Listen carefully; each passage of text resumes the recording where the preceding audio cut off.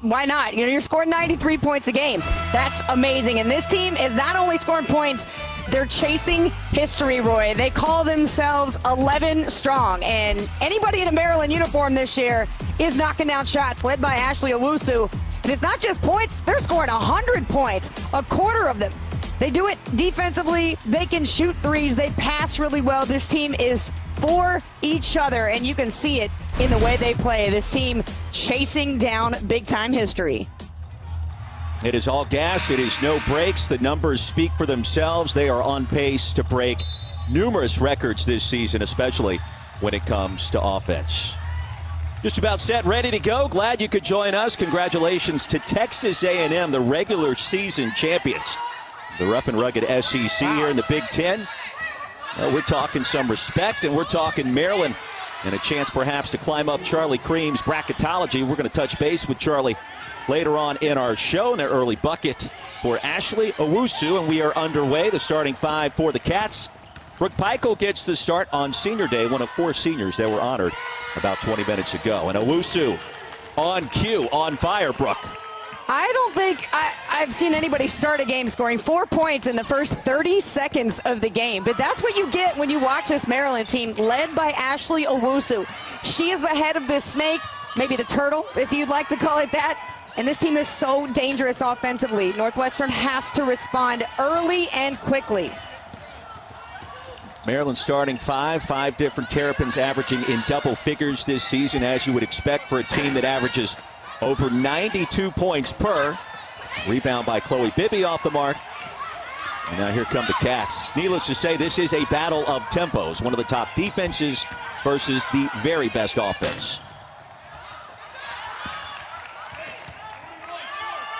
Yeah, Northwestern really wants to slow this game down here. If they could keep it in the 60s, they would love that. Maryland, they're really bored with that number. They don't want to hear anything about a 60-piece. Yeah, we joked with Brenda Fries earlier this week. What was wrong with your team that went against Purdue? You only scored 88 points in that when you see they averaged 93 on the season. And Northwestern likes to turn you over, so they have a chance today. Yeah, Northwestern's defense, they anticipate so very well, but Maryland's offense is a team that, you know, they're efficient. They don't turn the ball over. They hit shots. They love to assist. This is a team that just shares the basketball, and they know how to get it, you know, up and running. Their transition game is really hard to stop. Diamond Miller going to feed the post. Bibby goes to work. Comes up short for the second time. Here come the Cats and Veronica Burton. And Burton hammered. She'll shoot a pair, attacking the rim that time.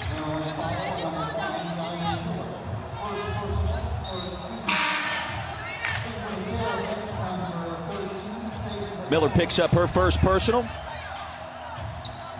As you see, head coach Brenda Fries, year number 19. I'm not sure Maryland getting the kind of respect that Maryland deserves, and we've been kind of scratching our heads this week wondering why, as Northwestern is on the board for the first time. I'll ask that question to you, Brooke Weisbrod. What do you think? How come we're not talking more about this team? I think that's a fair argument. You know, right now they're projected as a number 2 seed. You know, could that go up the ranks? I think certainly. The Big Ten is a conference this year that is probably as strong as maybe it's ever been. You know, we've seen some really good battles here in the Big Ten, and you know, Coach Fries isn't going to be the one to say, yeah, we're not getting enough national attention. She just said, you know, I feel sad for our ladies that they're not perhaps getting the national recognition that they deserve. And we think that way as well. I mean, there are huge brand names in college basketball, but Maryland this year, maybe the strongest top to bottom, 11 strong. Everybody can score. And this is a team like no other they've ever had in terms of offense. They were solid defensively last year, but this year, with 92 points a game, that's really hard to stop. When you have a team that's that confident, each and every game they're putting up these numbers. That's not a 1, 2, or 3 time thing. It's every night. Good look inside, the left-handed finish, Mimi Collins. Last fouls on Sydney Wood and Lindsey Pulliam for the Cats. Maryland up 6-2 early.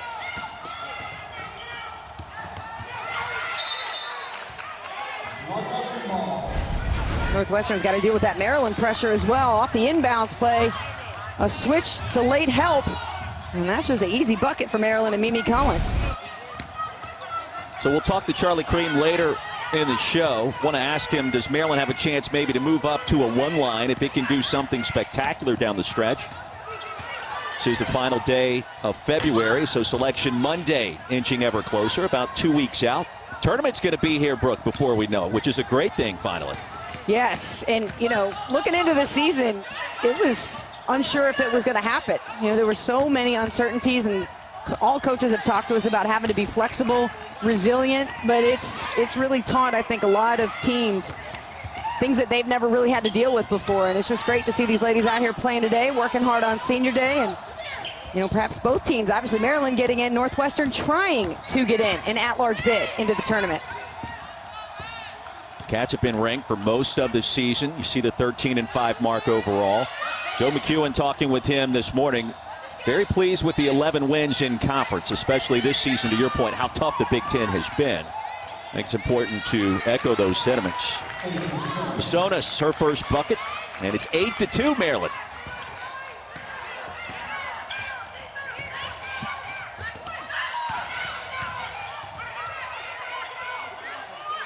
And Maryland wants to speed you up. They would love nothing more for this to get into a running game, and Northwestern is the complete opposite. However, they've had trouble scoring at times this year, so the biggest problem they're going to have today is if they get themselves into a deficit, trying to claw their way back is going to be tough. Katie Benson saved it for the Terps. Northwestern 0 of 6 from the floor to start. 4 minutes in, trailing only by 6, and fortunate in that respect. Libby had that shot blocked. Here come the Cats.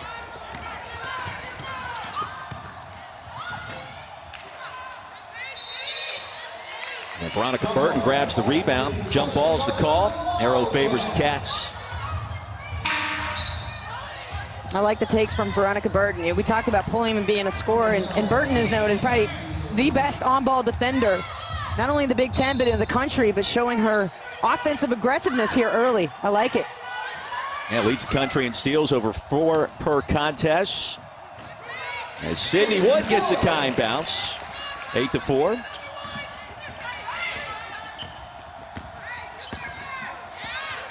I mean, we didn't get a tournament last year. Now that we get one this season, I think we got to hype it up unlike anything we've ever talked about before, Brooke. Are you with me or are you with me? Okay. I'm so with it. Wild shot by Owusu. That didn't touch the rim. Shot clock did not reset, and a traveling violation. Give it back to the Cats. Ooh, Burton took a hard shot. Trying to take the charge and then ran into her own teammate on the way down. Such a tough player, though, got right back up. See, kind of rubbing on that left elbow, probably hit it pretty good on her way down. Hey, we've had great conversations with Veronica this year. She's talked about wanting to be perhaps a sports agent after she's done with basketball. She's a big Kyrie Irving fan, which we've challenged her on, although she may get the best of that conversation with the Nets playing so well lately. Kyrie's been banged up a little bit, so we'll see. Quick turnaround by Pulliam. That's a big bucket, a one-possession game. And a tough shot, but still she was able to hit it. And Maryland's not going to give you a ton of open looks. So I like that Northwestern is taking the first best shot that's available to them. The first best shot. Gotcha. Yeah. Got to have discernment, Roy, I'm with you. I hear you. Owusu was fouled. Timeout on the floor. And coming up, Senior Day. 4 seniors recognized before tip today. We'll tell you about it after this. ESPN's exclusive presentation of college basketball is brought to you by Wendy's. Try the new jalapeno popper chicken sandwich and salad today at participating U.S. Wendy's. Senior Day here in Evanston for seniors honored shortly before tip-off earlier this afternoon, including Lindsey Pulliam and Brooke. Always an emotional scene for a day like this. It sure is. And, will we see any of these ladies again next year? That's an interesting conversation. Pulliam comes in as the preseason player of the year in the Big Ten. And Coach McEwen said he hasn't had those conversations just yet, wants to wait till the end of the season. But it's got to be on their minds, right? That's one thing that's just going to linger for a lot of seniors this year. You check out the T-shirts that the seniors were wearing in their warm-ups. Love it. Greatest album hits. Cover. Yeah, that's such a cool trend you're seeing this year. And of course the Black Lives Matter insignia on the left-hand side. Yeah, just an awesome way to represent the seniors, and they're going to have those forever and rep them. It looks so cool. It makes them look like rock stars. You think about the senior class at Northwestern. Their first season, they basically played at a high school as Walsh-Ryan Arena was being renovated. They go from that to winning a Big Ten championship. You saw the graphic for the first time since 1990. That was last season. And then now playing what could be their final year in a pandemic. As you see, the four seniors, they've meant so much and really have raised the bar for Northwestern basketball. Oh, there's no doubt about that. And to think about the journey that they've taken, start from the bottom in the high school gym. Now you're here in a beautiful new arena on campus. The dedication, the time that they've spent to build this program back up, what head coach Joe McEwen has done to bring in the right players. Worked really hard. A lot of these ladies coming from Maryland, too, so he knows all about that DC talent. Yeah, if you're Lindsey Pulliam, think about today as Mimi Collins threw that one up and in. She's got 4 to go along with 4 boards already. Lindsey Pulliam from Silver Spring, Maryland. Courtney Shaw, who's been injured, also from Maryland. Sydney Wood from Maryland. So this one probably means a little bit more, Brooke. You play the home states and a chance to maybe upset one of the top teams in the country. Right, and we asked head coach Joe McEwen about, recruiting, and was Maryland involved in the picture, especially for a player like Lindsey. And he didn't really get too much into it, kind of took the route of I wasn't sure, but you have to think that there might be something there to say, hey, I want to make sure I'm from that area and I want to leave my mark. And by the way, just to put a bow on the end of that last conversation, we all know this, that if you were given a 6th or 7th year of eligibility, you would have jumped at that. You would still be playing at Coastal Carolina. You would have been another Big South Player of the Year candidate as many times as you possibly could. You got that right. I'm trying to pad those stats. I'm trying to say, hey, WNBA or Europe, let me have another year to refine my skills. Be a Van Wilder on campus. Why not? How would you leave the college life? And you just think about, everything that they were not able to experience this year. Nice move to get that bucket in for Burton. But yeah, it's not like you don't want to take the approach of I feel like I was robbed, because everybody's going through the same experience. But you want to relive that and finally go through your senior year with fans in the stands, with your parents there, being able to see your friends on campus. Heck yeah, if I could get another year of eligibility, I'm taking it all day long. Burton missed the layup. Here comes Maryland other way in transition. And the Terps off the mark as Angel Reese missed a chippy as well.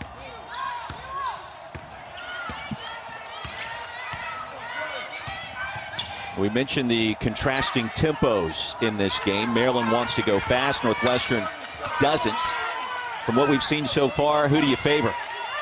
I think right now Maryland has not only the lead, but they're dictating the pace of this game. And it's interesting to watch them play zone, because Northwestern is a team that loves that matchup 2-3 zone. And sometimes teams struggle going up against the same defense that they like to put on them. Reese off the mark.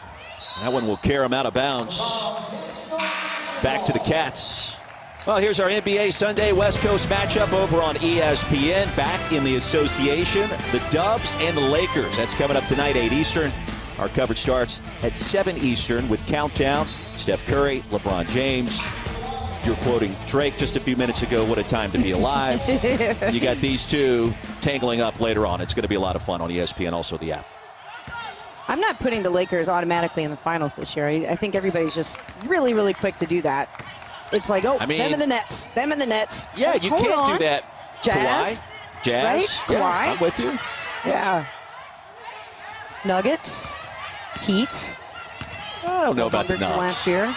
What do you I don't know mean about the Nuggets just yet. I don't think so. I don't know just yet. That was like a one-off in the bubble last year. Pulliam connects the mid-range. She's really dialed in today. You can kind of see it in her eyes. And you can see in the open, too, walking into the arena with the boot on her right foot. She seems to be getting great lift on her shots. Benson's been held in check. Without a shot attempt. Bibby from downtown, in and out. A rebound controlled by the Terps. Massonas has been active. She has 6 to go along with another rebound. That was another thing head coach Joe McEwen talked about, was rebounding. He said we cannot let them have 2 and 3 shots for a team that's so good at scoring. If they do happen to miss the first one, got to make them pay for it. Shot clock is off. Big possession at the end of our first quarter. Burton picked up her dribble, found a cutter, and an easy bucket. Sydney Wood connects inside. And 10 minutes in the books to perhaps be a 1 seed if they run the table. I think the Terps do, Roy. It's going to come down to a lot of other factors. Running the table in the Big Ten the rest of the way will be kind of number one on that list.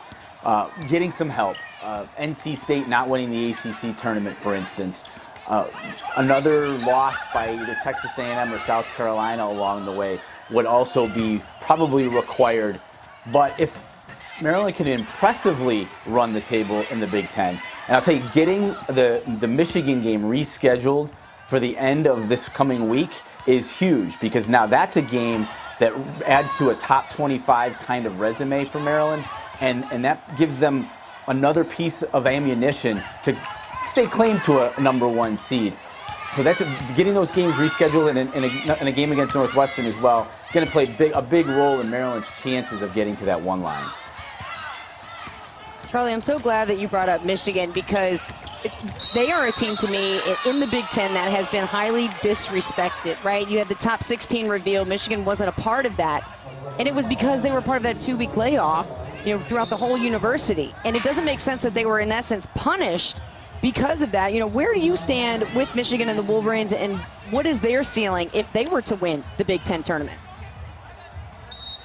Well, here's a little bit of irony in that. Well, number one, I had Michigan in my top 16 prior to the first reveal, so that'll give you an idea of what I think of the Wolverines.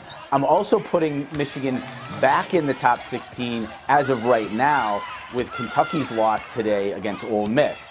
So that's kind of some late-breaking news for you. Michigan back into the top 16. And I think certainly if they can beat Maryland in the game we just talked about, or make a huge run in the Big Ten tournament, they will find themselves in the top 16. Brooke, you're right. The big knock against Michigan is just that the committee does not have as much inventory to evaluate. They haven't played as many games as some other teams. But that will begin to change as this next week unfolds and as the Big Ten tournament takes place. I really am interested to see how Michigan does perform against Maryland and into that Big Ten tournament, because I do think they're one of the 16 best teams. Now they just need the games to prove it. Charlie, bigger picture, how will the committee judge fewer data points this year? Northwestern only played 2 non-conference games. We've seen that across college basketball. Does anything change? Does the mentality shift compared to previous seasons when we don't have as many data points between leagues as we typically do?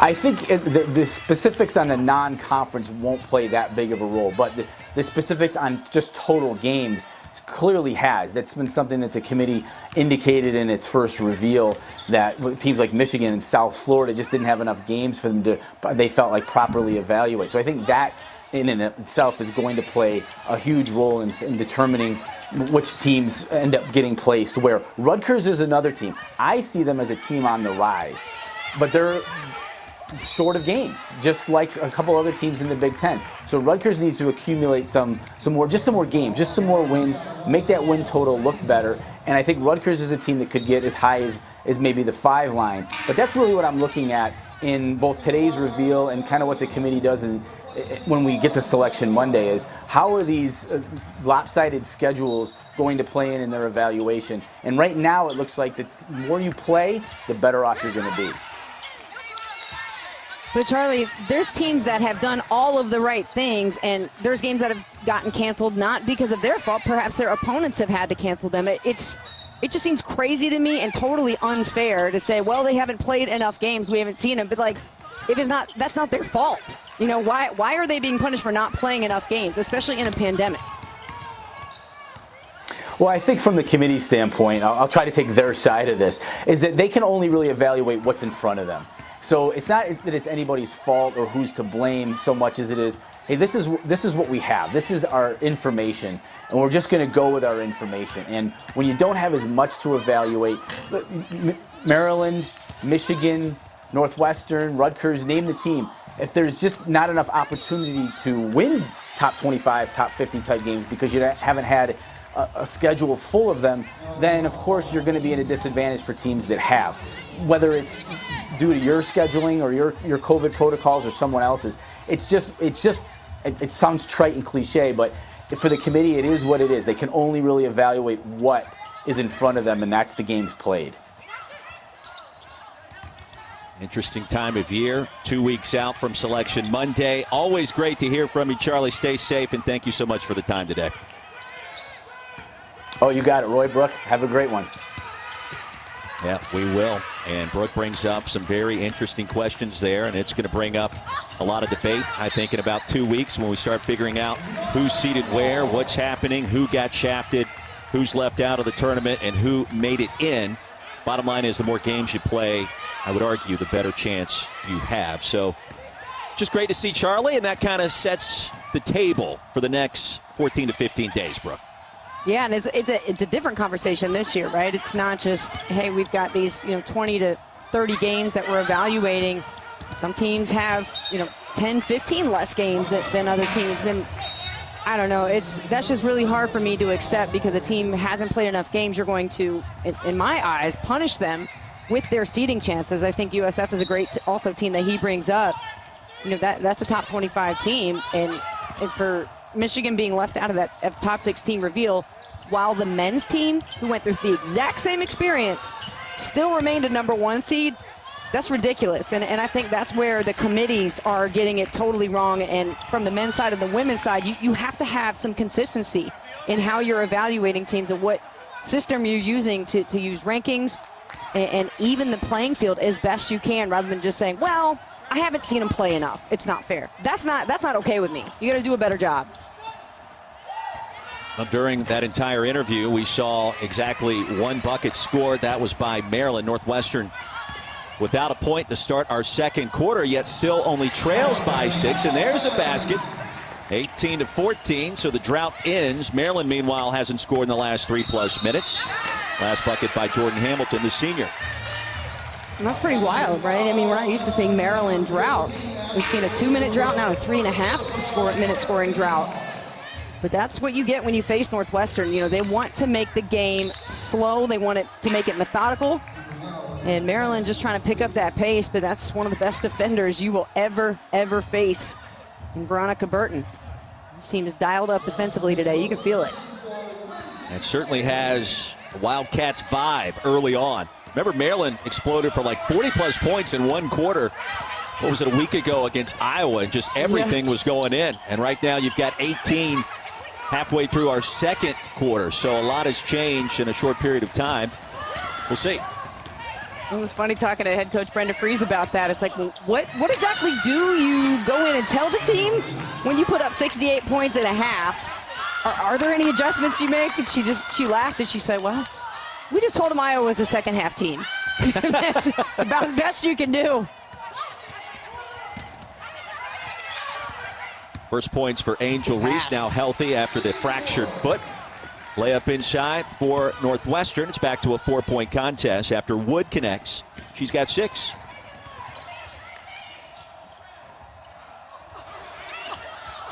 Angel Reese inside, off the mark, gets it back, and she was fouled.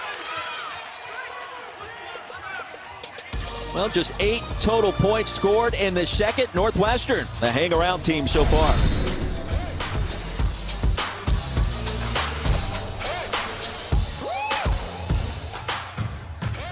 Women's Basketball Championship on ESPN.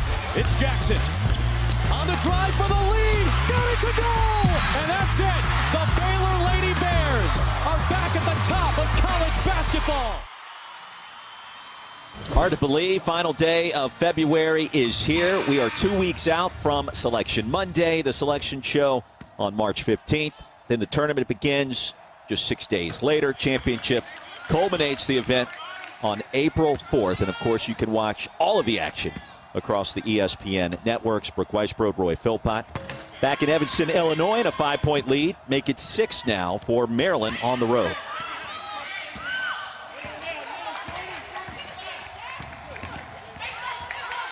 Good extended defense, too, here by Maryland again in the zone. Northwestern's found some scoring opportunities in the short corner. They've done some nice passing on the inside. You see Polium there in that short corner. That's the best place to get a shot.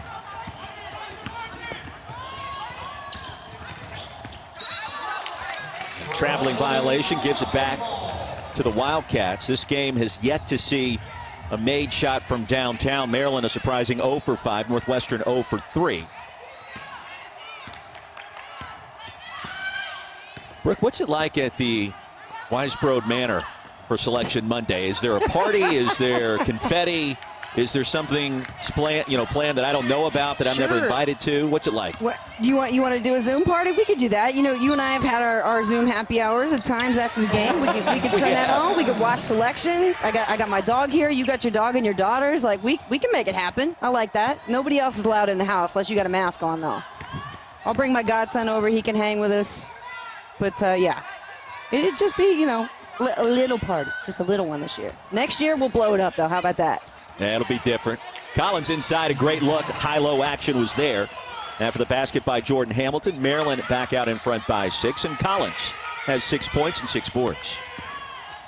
One of the most fun parts about the selection and the reveal is watching how the teams react, seeing what their seating is, how the fans react, the brackets that come out. I mean, it's just, honestly, it's exciting just to even have a tournament this year. It's been so long.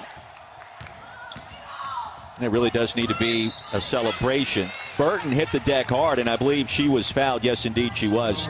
Free throws coming for Veronica Burton, junior out of Newton, Massachusetts, leading scorer, and one of the leaders for Joe McEwen. Northwestern has been able to exploit this Maryland defense. They're getting all kinds of looks. And when they get inside, it's been tough for them to finish because obviously you have the good shot blockers and defense on the inside for Maryland, but Northwestern, I like that they're going downhill. They're not relying on outside shots in a zone, which is typically what happens. They're finding ways to penetrate. As you see, 10 points in the paint for the Wildcats. Burton just 1 for 7. Wood tried for the steal, almost got it. Nearly did a split out of bounds trying to save it. Big Ten tournament, of course, starts next weekend, so we're about 6 days away there. Earlier today, you saw Texas A&M beat South Carolina at home. The Aggies claim the regular season title, the Southeastern Conference. You watched that game, and Texas A&M, Gary Blair getting it done, kind of held Carolina in check for most of that one, Brooke. They did, and Carolina made a very furious attempt at a comeback. Zia Cook was getting it done defensively, but yeah, it was A&M, their defense, especially on the inside. And that's such a great conference, too. It's so competitive in the SEC. What a take from Diamond Miller. What was that? A whole bunch of moves put into one. We're going to have to watch a replay. But she is one of the young stars in the country, somebody to watch. Check this out.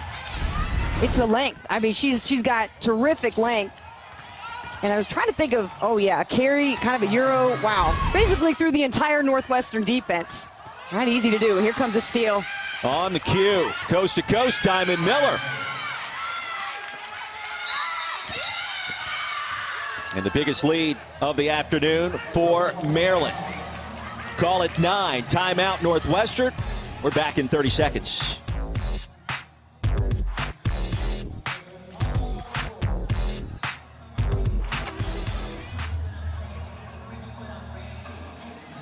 Nice move. Ooh. Back hurts right now. It's carrying this broadcast. Hurts. God. You sure it's just because you haven't worked out in 2 months?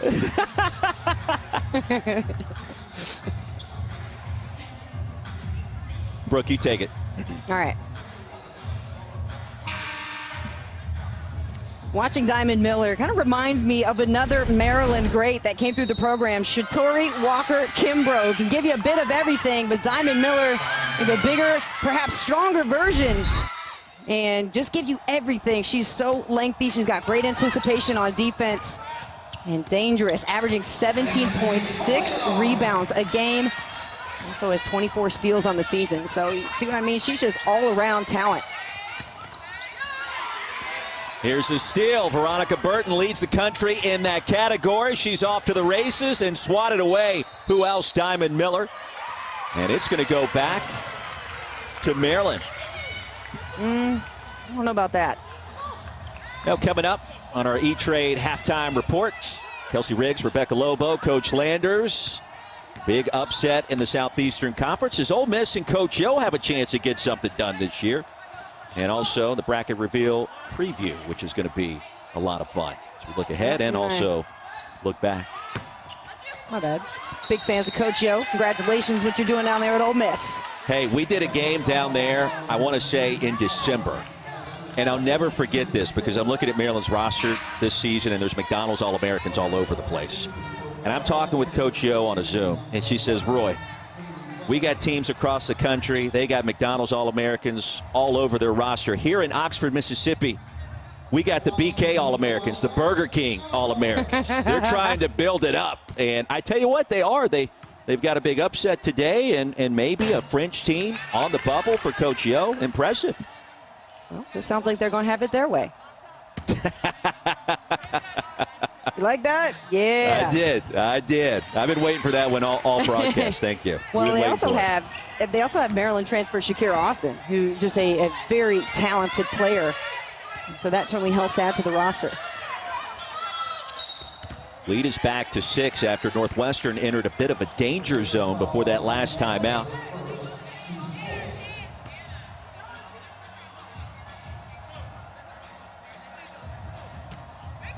Terps struggling from the floor. Lead the country in three-point field goal percentage.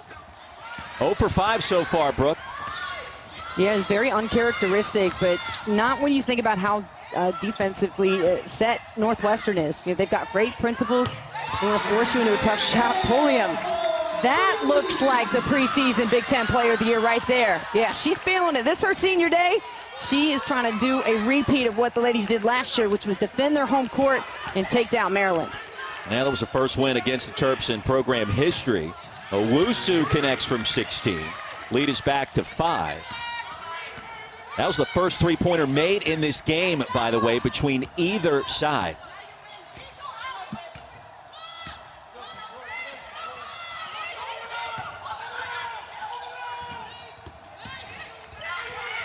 Off the bounce, Wood nearly lost it. Somehow corrals it. Still time to shoot. How about the pass? Burton inside. Good patience, too, by the Wildcats on that possession. They got stuck in the corner. They didn't panic. They waited their turn and ended up getting a great look with an assist.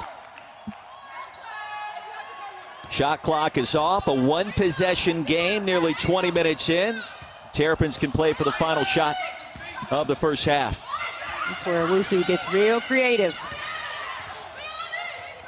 Nearly stolen. Katie Benson, three-point specialist, shot was blocked. And a good start for Northwestern on senior day. Well, Joe McEwen said 60. We got a 30-piece for Maryland, so he's halfway there. One possession game as we send you now for the E-Trade halftime report. Here's Kelsey Riggs.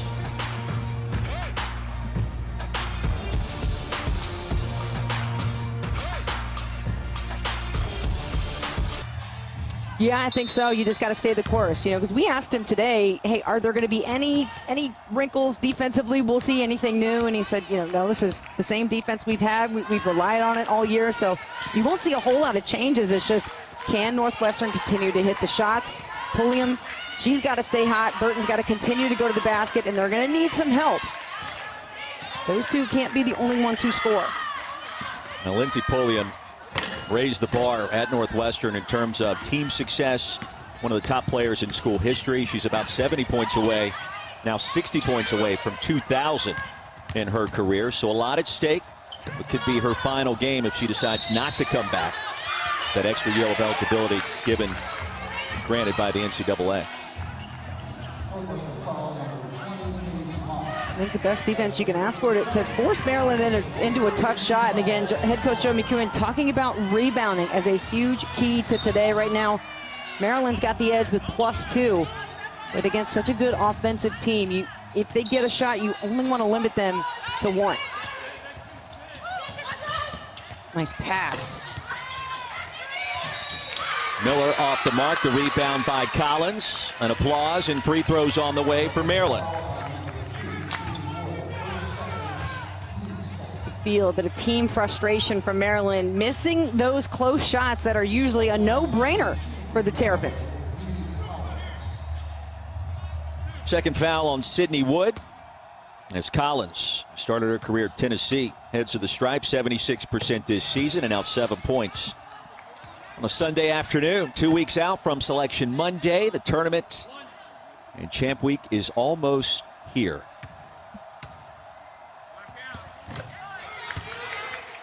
I'm going to say that again for the people in the back, right? We're celebrating. We're excited. We're here. Talk to me. Well, it's great, too. You know, I like the fact that it's kind of all in one area, so it certainly helps, you know, to keep the whole Bubbleville idea going. And, you know, there's going to be, hopefully there won't be, but you'd have to think there might be some teams that need to get on standby just in case that before that first round, you know, there are some situations that happen. So we could see some really wonky things happen. And I read a tweet yesterday, sorry I can't remember who it was from, but on the men's side, if Duke doesn't get in and that happens on the men's side, you could potentially see Duke as a sixth. Maybe the most dangerous 16 seed you've ever heard or seen. Maryland 0 for 8? Wouldn't that be crazy? That would be insane. Not even ready for that. Burton on the cut. Couldn't corral it. That pass had too much zest on it as it sails out of bounds. Cats turn it over.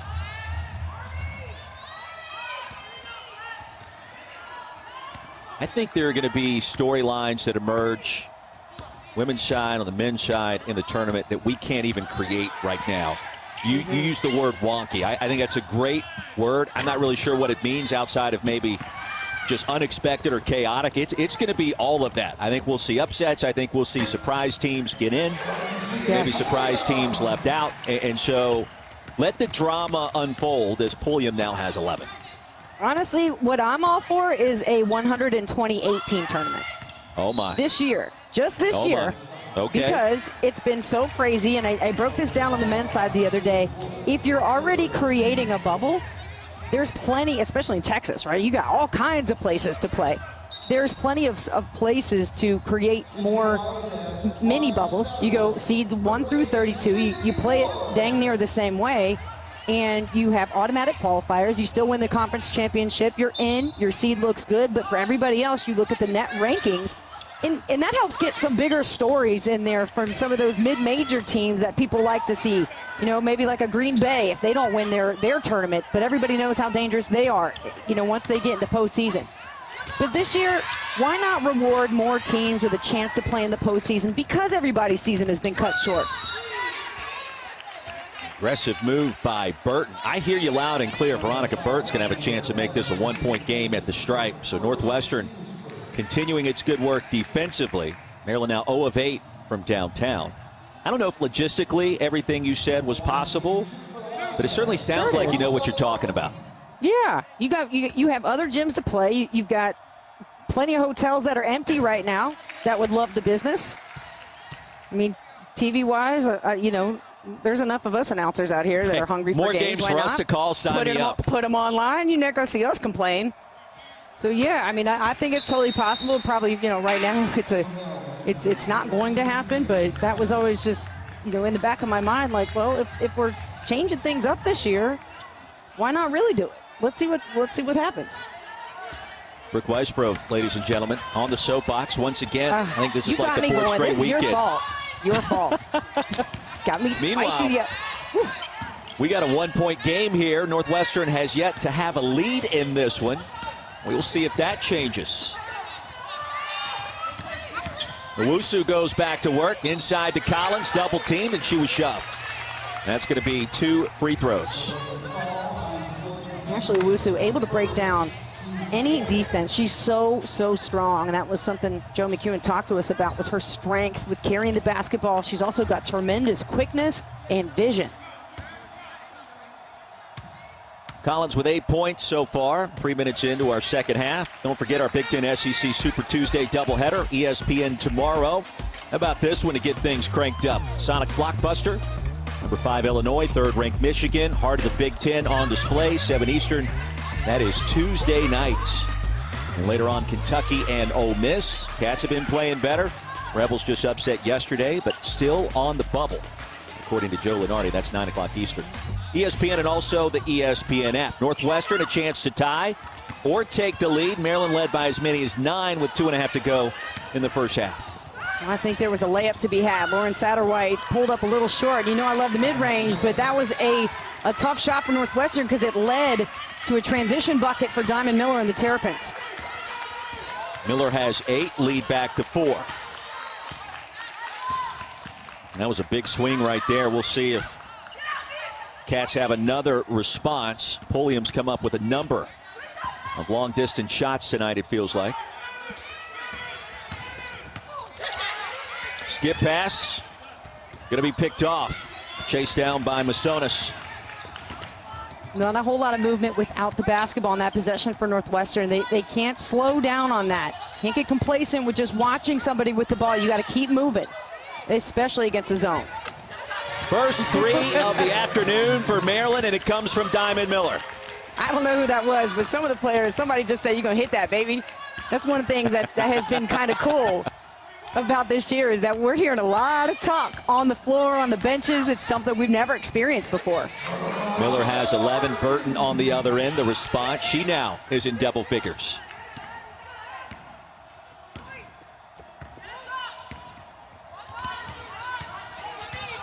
I was calling a baseball game last night, Florida State, and I made that same point.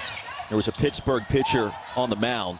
Somebody from the stadium down there in Tallahassee yelled out, "Hey, 31, that was his number. You're a bum." And I said, you know what? That's fantastic. That is great. Okay, we'll take that. Yeah, the trash talk is really, really going to pierce the sounds. You're going to hear everything. Inside, and Burton was fouled. Maryland starting the second half. Better ball movement. Actually, Owusu's so good, but this is what they do. This is why they're 11 strong, all gas, no breaks, like you said. And Miller knocking down the outside shot. Bench loves it.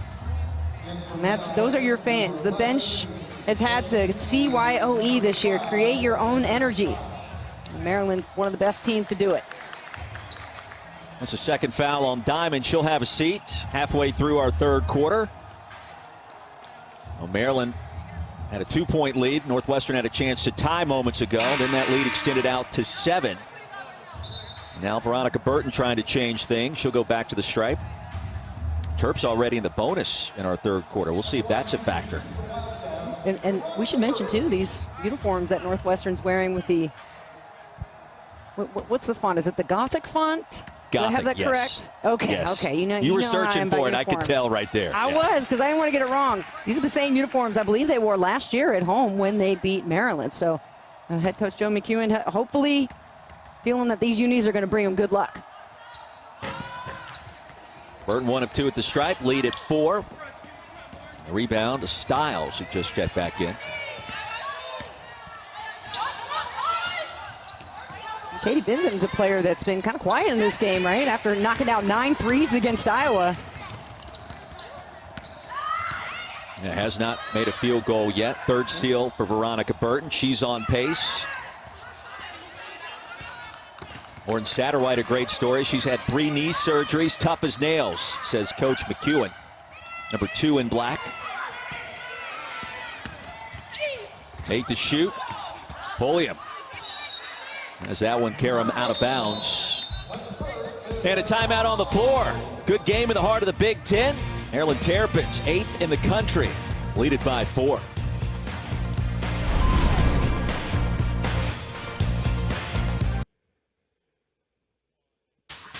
Diamond Miller, one of the young stars in this league, just a sophomore. She gives me all kinds of Shatori Walker-Kimbrough vibes. It can do everything on the floor. Shoot a 3, give you some defense, score in transition, whatever you need done. She's just got great presence about her. Size, length. Yep, talking to herself. You got that, baby. You sure do. Diamond coming through to play today has her team's scoring there and half of her team steals. Big bucket out of the timeout by Northwestern. Their second triple. Anna Morris from downtown, and that is her first 3 of the season. Everything's got to come to life today for Northwestern to get the win. But I tell you what, they are playing some confident basketball. Their defense is solid. It's going to take plays like that, good passing, and for Mimi Collins to finish those shots around the rim. Collins with 11, lead back to 3. Here comes Northwestern on senior day. Currently a number 6 seed as projected by Charlie Cream. Enjoyed our conversation with our ESPN bracketologist in our first half, especially during a slower part of the game. That kind of worked out well. I don't know how many interviews you and I have done where we've got ladies running up and down the floor. Somebody dunks, somebody goes on a 13-0 run in a minute. Not today. Diamond Miller, another hoop. Yeah, I think it definitely added some perspective, and I mean, honestly fired me up to hear that that's going to be the committee's MO, is it is what it is. That's like, don't ever tell me that answer. I cannot stand that answer. And I know a lot of women's basketball fans don't want to hear that either. Feels like one day you're going to be on the committee, and I can't wait until that day arrives. Great. Because we're going to have you on. I'm going to interview you, and I'm going to get on my soapbox at that moment. Fine. Yeah. I'll take it. Collins open, great look from Owusu, and a chance at the line. A couple of more free throws. Well, it seems like every time Northwestern makes a run, Maryland has an answer so far.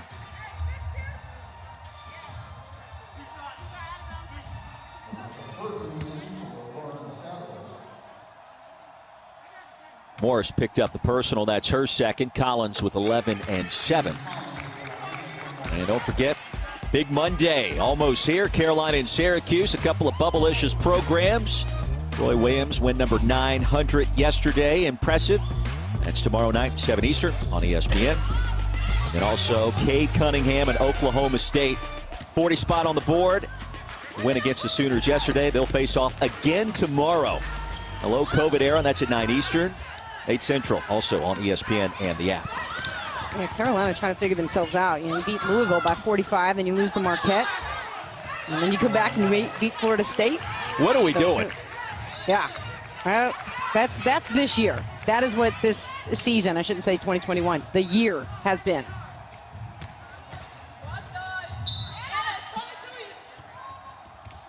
Two and a half to go in the third. Brooke Weisbrod, Roy Philpott. Fantastic you joined us today. Well, that ball hung on the rim forever. Faith Massonis. And now the put back by Collins. She has been active when it comes to the offensive glass today. She really has. And Northwestern got caught on the backside of that screen, leaving a wide open shot for Maryland. The bump to the head. There you see Northwestern get behind the defense and just leaves Faith to be able to just knock it in, tips it in, can't get it in. But then Mimi Collins with a great finish. And you're right, she's been all over the boards. How did that shot by Massonis not fall down? I mean, it hung on the rim for about 2.5 seconds. Yeah, Massonis just trying to get her wits about her. She had bumped her head on the way down. You see her just trying to remind her teammates, just letting them know she's okay. Just a sophomore. Number 10 overall wing in the country, according to ESPN. Terps in the midst of a 7-0 run after the Cats closed within a point. And that 7-0 burst, Brooke, coming in 1:38. They scored in a hurry in College Park. This is the same team that put 68 points up in a half. So you cannot count out the Terps. They are liable to just take the top off of things at any moment. So confident in all 11 players, too. You put the ball in anybody's hands, and they're confident to take the shot. So Faith Massonis to the bench. She has 2 fouls. A little banged up on that previous play. Burton with a crossover. Pull him against Collins, mid-range. Not there. And Burton tried to rip it away from Owusu. Let's see who the foul is called on. And it is Owusu.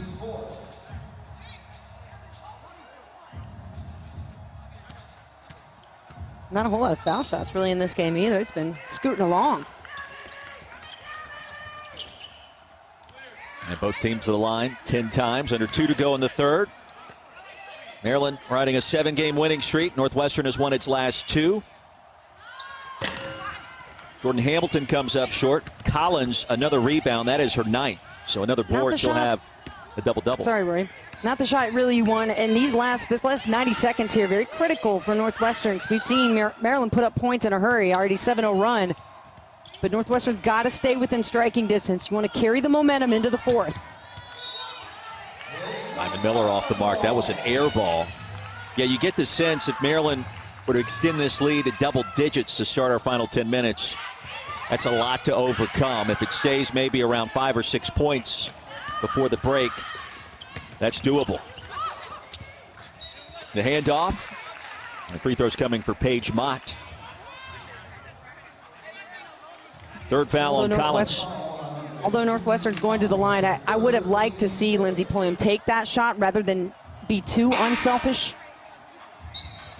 Kind of would have felt like that would have been a better momentum play, but good for the Wildcats to get them to the line, at least a chance to cut into this lead. Mott, a 64% free throw shooter this season. Out of Philadelphia, she'll get one more. Do you like the Gothic uniforms, the black unis, senior day? Certainly you mentioned the confidence. They upset Maryland, same unis a year ago. I do like them. There's a nice pattern that's kind of hard to pick up on TV, but yeah, there's a nice pattern behind it, like the Gothic font, something a little bit different. We like different. Yeah.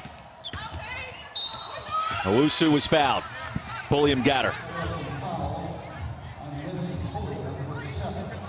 So that's her second. And a couple of costly missed free throws by the Wildcats. Known for their blizzard defense under Coach Joe McEwen. I thought he was in a good mood in our conversation today. And we mentioned this earlier. He commented to us the fact that they've won 11 Big Ten games, persevered during the pandemic. These seniors especially having to go through so much. All in all, very good season as Maryland now has its largest lead. Yeah, he's really done a terrific job coaching up the squad, and coming off such a great year where they weren't able to be rewarded for winning the Big Ten regular season and give themselves a chance to run through the tournament. They were so dangerous. And so that's why I think, maybe we'll see Lindsey Pulliam come back. I think it might help her out because preseason player of the year, maybe give herself a chance to get more developed, get her shot ready to go, and give herself a better chance at being a pro prospect. I think that might serve her, but we'll see what happens at the end of the year.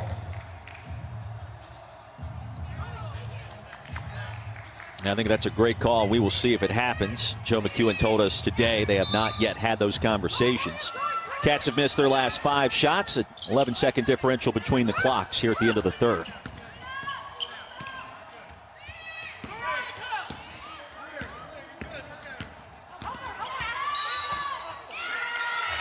And that's an offensive foul. Jordan Hamilton got caught on the attempted screen, and she was moving all over the place. It looked to me she was just trying to get open, so I wonder if she pushed her off or what happened. That was a weird call.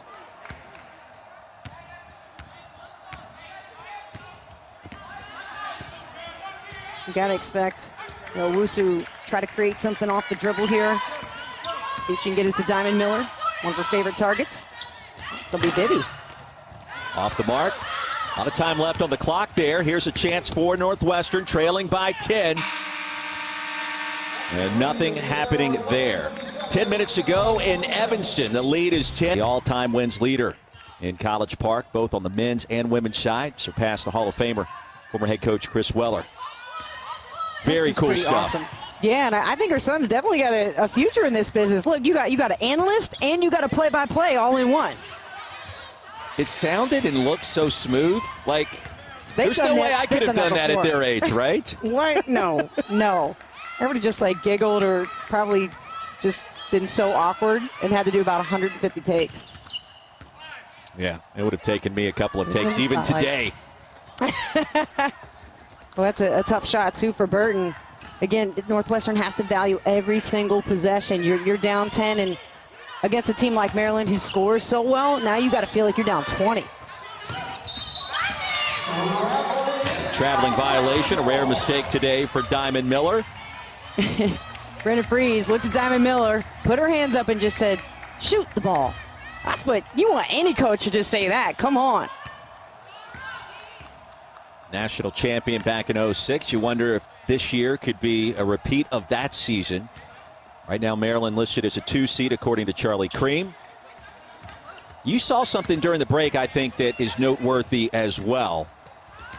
As the Wildcats off the mark, chased down by Paige Mott. And stepping out of bounds, it'll stay on this end. But what was that on the Maryland sideline that you noticed, Brooke? Well, Coach Brenda Fries came out as her team was huddling up, the 5 that are playing. She had a quick message for them, but then she walked away as they continued to huddle themselves. So I like that. You know, the coach implanting her words of wisdom, but then giving her team ownership to take that on and implement it in the game. I think that's a sign of true leadership when you have a coach that wants to empower her team to make those necessary adjustments herself. Or themselves, I should say. It's just something different, and you got to love head coach Brenda Fries and the way that she's coached her ladies up this year. And she said this has been the most fun she's ever had. And I don't think you're going to find too many coaches in this pandemic who can actually say that. Yeah, and some additional perspective there. We kind of gave it to you from Joe McEwen's side with the senior class, the 11 wins in the conference. Now an 8-point game, but Coach Fries made it a point to remind us, hey, we lost all 5 starters. We had 3 transfers. We lost Angel Reese with the foot fracture for a while. That's an offensive foul. And then Shanice Lewis went out. So the fact that they've won 7 in a row, 14-1 in the league, and it just seems like the chemistry with this year's team has been at a higher level. She used the words grateful and fun and really had a positive vibe to her in reflecting on the season that has been. And look, not everybody has, and we understand why, but in Maryland, it's been kind of a different scene in 2021. No doubt about that. That's a great pass inside and a badly needed bucket for Northwestern. But you make a great point. You know, coaches that have depended on schedules and being rigid, they've found themselves being in a whole new place this year. The players, they've just been with each other. So chemistry, yeah, that's going to happen.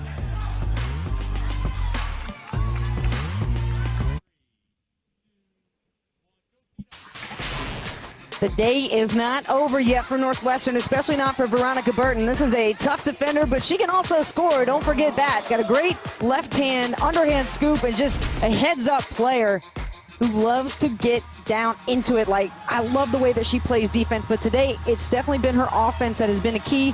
Her and Lindsey Pulliam had to come through and score points. You know, they wanted to keep this game low. They've got it in the 40s heading into the fourth quarter. I mean, think about it. Maryland had this many points +1 by halftime at this time last week. It's their lowest this season since November. They average almost twice this number, and we're in the fourth quarter. Crazy. Brooke Weisbrod, Roy Philpott. We've got 8 to play in Evanston, and every time Northwestern seemingly strings together back-to-back buckets, Diamond Miller has a response on the other end. Yeah, it's been 2 steps forward, 1 step back for Northwestern trying to climb into this game, but that's what makes Maryland so special is you've got so many dangerous weapons, and Diamond Miller is one of those players who wants the ball at clutch time. Anna Morris hit the deck, jump ball. Cats will keep it on the possession arrow. What you think about Northwestern, we've talked a lot about Maryland offensively, obviously, and their 7-game winning streak, 14-1 in the Big Ten.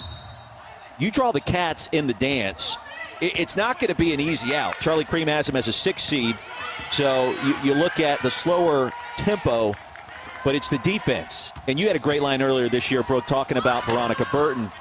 If she's just in the vicinity, it makes ball handlers nervous because she's going to do something to kind of get you off kilter. Yeah, she anticipates really well. You know, she knows when you're about to cross over. That's why she's got those quick hands. She can get steals. And I love her telling us that she reads the eyes of players and she reads when they're vulnerable, and that's how she gets a lot of her steals. 5 on the shot clock, and that's a traveling call, I believe. Yes, it is. Masonis couldn't keep that pivot foot set in the paint. All right, so dial up the comeback for me, working against Brenda Fries here. Where do you get the offense? Is it Pulliam? Is it Burton? Well, you see the extended zone again, and Northwestern's got to continue to look and move without the ball. They got to go inside the paint as much as they can, not necessarily rely on threes, because that's not been what's got them here. But I like this. Burton off the dribble. She could use a screen, but that's a tough shot. I mean, that's a hard shot to make. You just want to keep the ball moving. I thought Northwestern did a good job in the first half, going short corner to middle. You may want to go back to that. Yep, right in the eyes. That's exactly what happened. Great call.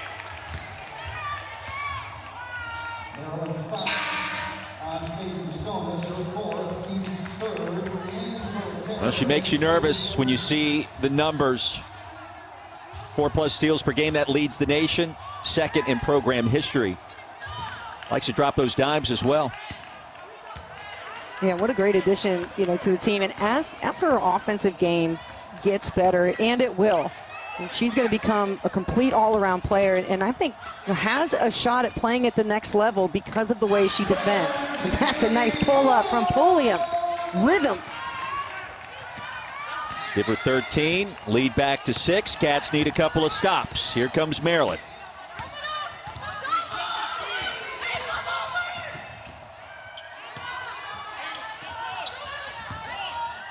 Owusu. Pulliam the rebound. Attacking. Good look inside. Sydney Wood was fouled. Free throws coming up for the Wildcats.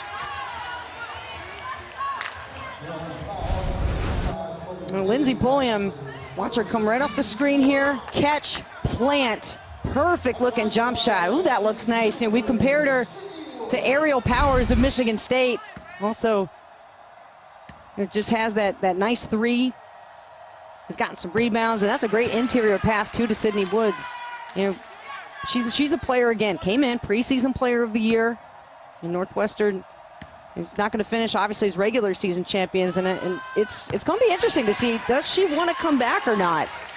Maybe, is there a chance for her to test the WNBA waters and get some feedback, perhaps come back and improve her game? It's a unique scenario.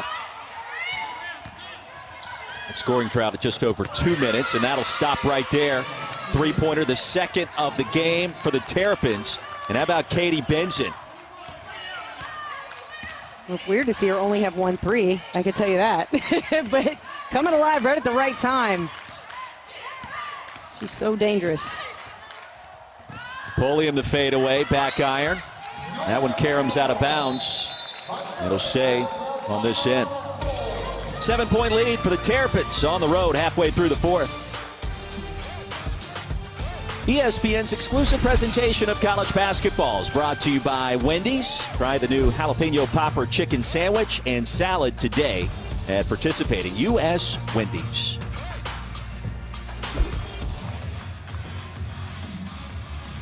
Well, Maryland has not been Maryland so far. The scoring way down.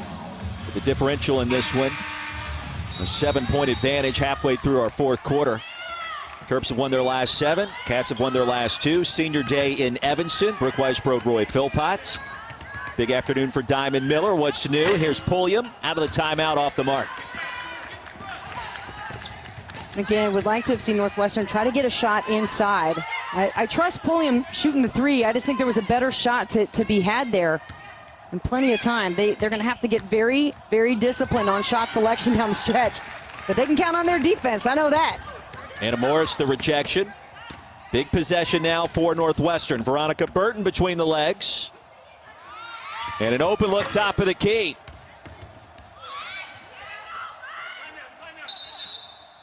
And a timeout called. You heard it coming from the sideline. And Joe McEwen. Veronica Burton actually tried to bounce it off Owusu, and it came right back to her. I don't know that I've seen that all that often. No, that's pretty random. And some good coaching from head coach Brenda Fries there. Maryland had a good trap in the corner. But Northwestern's going to have to get a good shot, and that was a great call to get a timeout.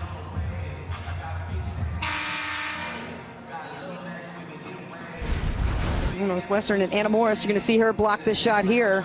Great help side defense. Stays in bounds, and that lets Northwestern get the break. But yeah, here's the play you're talking about. Off the knee, off the foot. More quick hands by Burton, and yes, her momentum was carrying her out of bounds. So good, timely call for the timeout.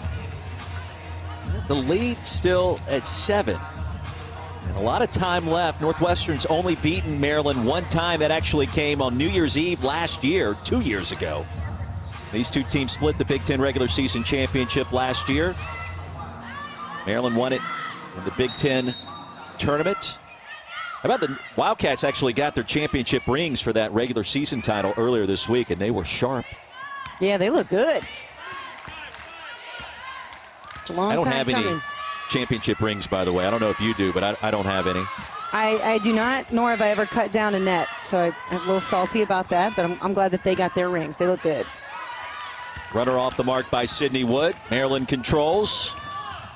Diamond Miller, Euro step, left-handed finish high off the glass. Oh my goodness! That's where the length of Miller is so effective. Those long legs, the Euro step, one side to the other, but the finish with the left hand. Wow. Miller with 17 right at her season average. Wood on the other end makes it a 7-point affair again.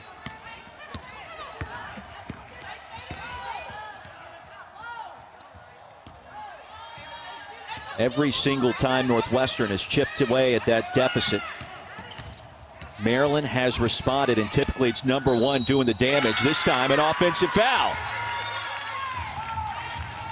Oh, this is worth another look. I mean, this is maybe SC top 10 worthy here. That's between 3 defenders. What concentration. She starts the ball, picks the ball up on one side of the paint, finishes on the other. That's a tough play. Now with 3 fouls, Diamond Miller. And over the back was Chloe Bibby. Cats are in the bonus.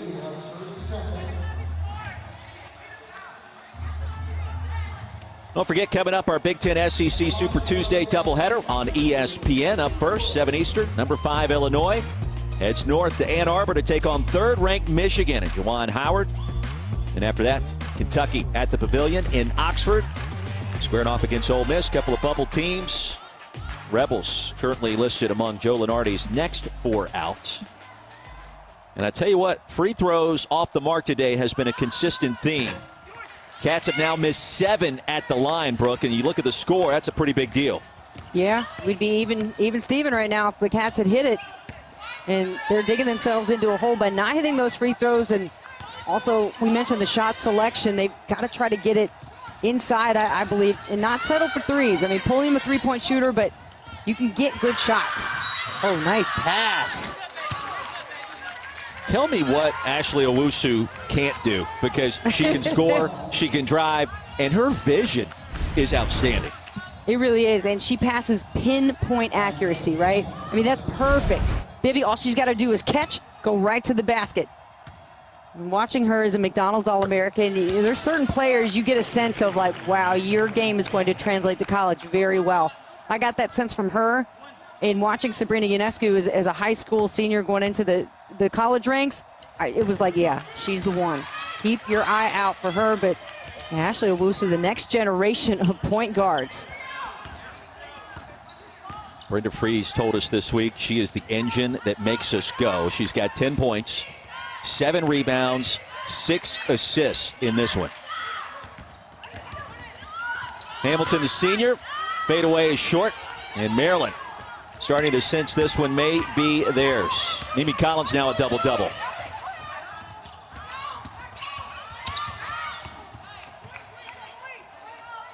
I mean, just that catch. Ashley Owusu caught that ball with one hand. Just something subtle like that. Like, that tells you, wow, okay, she's next level. Right.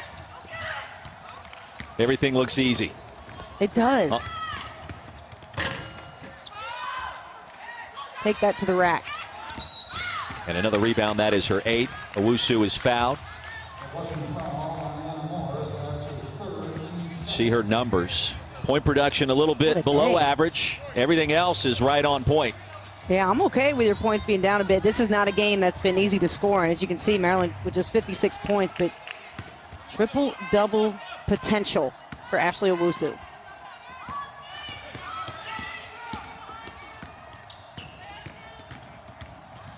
Under 2 to play. Inside, Mimi Collins.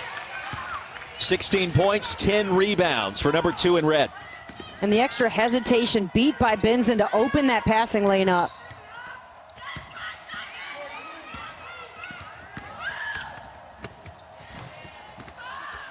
Wood off the mark, tracked down by Maryland, approaching a minute to play, and the Terrapins on the verge of winning their 8th game in a row.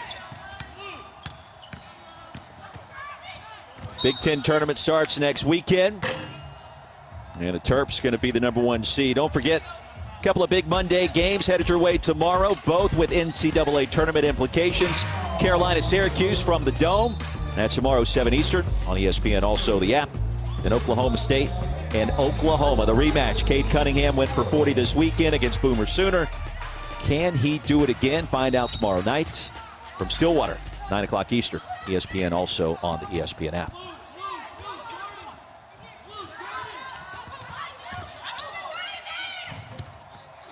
Miller tried to throw it up there, comes up short. Northwestern running out of time here, Brooke. Yeah, they're going to have to throw some desperation shots and try to slow this game down at all if they can. But there's been a lot of that, a lot of full court downhill layups, but then too strong. And they haven't hit those. They haven't hit their free throws. And had they done either one of those, Roy, I think we'd be looking at a 1 or 2 point game right now. Terrapins will call a timeout. Brenda Free is going to talk things over. What does it say about Maryland to potentially win a game like this? Scoring way down, three-point shooting isn't there, and yet they've basically, and they actually have led wire to wire. They find a way, right? And I think one of my favorite stories of our conversation with Brenda Freeze is about their trip to Nebraska. They had to get on a plane, fly day of the game, play, win, then get on a plane and fly back in the same day. And so it's about being flexible, being resilient, and finding any way to win. And sometimes, you know, it's going to be ugly and it's going to be gritty, but the Terps found a way to do it today. Northwestern currently projected as a 6 seed, Maryland as a 2 seed. And Charlie Cream told us back in our first half, we had him on air in this game. Terrapins do have a chance, if they run the table, to sneak up to the 1 line. And so, schedule, facing Big Ten caliber competition, obviously, both in the regular season to close it down and in the tournament. A real chance maybe to be a 1 seed, Brooke. Yeah, I think they do have a good opportunity. Certainly will have to finish out, win the Big Ten tournament, maybe get a little bit of help. But they look strong to me. I mean, they look like one of the toughest teams in the country. Top to bottom, very talented, a lot of scores. And holding Northwestern to 47 points, so their defense is doing it as well.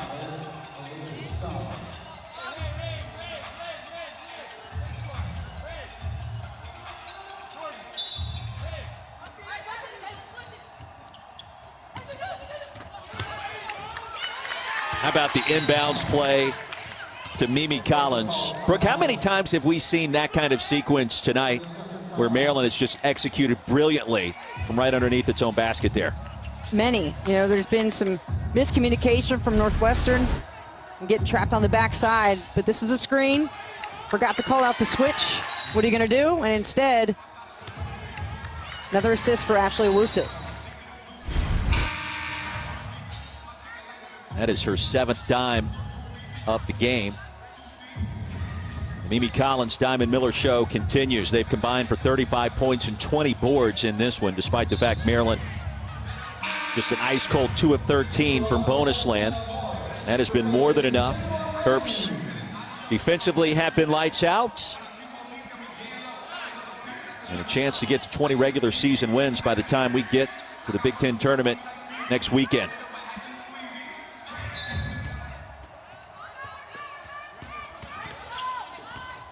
Cats have missed 8 of their last 9. A scoring drought of nearly 3 minutes. Maryland has not trailed in this one. Northwestern did cut it to a single point in the 3rd quarter. Terps turned it on afterwards. Veronica Burton has a chance for 3, so give her 14 points. Only 18 seconds remain, however. Well, I think for Northwestern, too, you know, they're going to pick up from this game. Obviously want to tighten up on the free throws, but they've got a chance still if they can make a good run in the Big Ten tournament. I think, that, like you said, Roy, they're a team that nobody wants to face because it's really hard to prepare for a defensive team like Northwestern, and it is impossible to prepare for a player like Veronica Burton.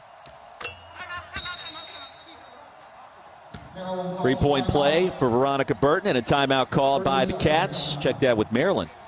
Utilize a timeout. 18 seconds left. What are you going over here game seemingly is in hand, but perhaps a bigger picture approach with the tournament on the horizon. Yeah, I think you're coaching up for next game and strategy, and it's the little things here. Head coach Joe McEwen never going to waste an opportunity to make sure he is hammering home the points. We'll make sure no foul. He's saying no fouls. Let's end this game clean. But again, go into the next one knowing you got to do a better job on the free throws, maybe get some better looks on your shots. But they did everything defensively they said they wanted to do, right? What did they say? If this game is in the 60s, we have a good shot. You got it there. You even held Maryland to 2 of 13 from behind the three-point line. You did everything right. Just didn't hit your free throws, and that stings. Yeah, Northwestern 10 of 17 at the line. A quick foul. Maryland, meanwhile, 12 of 14 at 86%. Top offensive team in the country was held in check today. Did not matter. Katie Benson, a fun story. 3-time All-Ivy League performer at Harvard. Yeah, I feel like she's she's going a to do something three-point assassin, right? That could happen.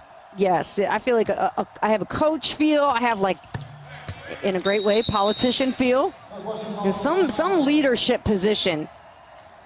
She's the one that brings the ladies into the huddle. She's very vocal, has that senior leadership about her. I just feel like she's always running the show, keeping her teammates involved. She has a great presence about her. Well, the Big Ten tournament started today based off the current standings. Maryland, of course, the 1 seed, followed by Indiana, who was picked to win the conference back in the preseason. Nas Hillman in Michigan, Rutgers, the 4 seed, and Northwestern will be playing in the first round against the winner, Illinois and Wisconsin. And ironically, that is the same 2 teams that Northwestern just defeated in back-to-back games. This year, usually you're begging to play for a bye or a double bye, but this year, players are so hungry for games, I don't know that it really makes a big difference. Well, yeah, we'll play in the first round as long as we can play. And Veronica Burton looking on. All right, so Joe McEwen certainly still teaching, still coaching, utilizing his final time out there with 15 seconds remaining. Pose the same question. Just a way to kind of grab his ladies' attention at this point to make sure everybody is still focused on what's to come later in the season. Yeah, late game assignments, right? You want to make sure just everything's tightened up and get the good shot that you want. And expect Polium to take it last day on her home floor. Perhaps. Yeah, curious to see if she decides to come back with that extra year granted by the NCAA. For all the student athletes off the handoff. 3-pointer off the mark. And one last seed for Veronica Burton is off the mark. Well, Maryland never trailed, despite the fact it was held to just 62 points. And Northwestern a season-low 50 in a 12-point setback at home on Senior Day. And it's a good showing by the Terps on the road. Weren't able to knock down the shots they typically do, but they found a way to win. Certainly Diamond Miller helped with that. Just a great all-around game for her and Ashley Owusu.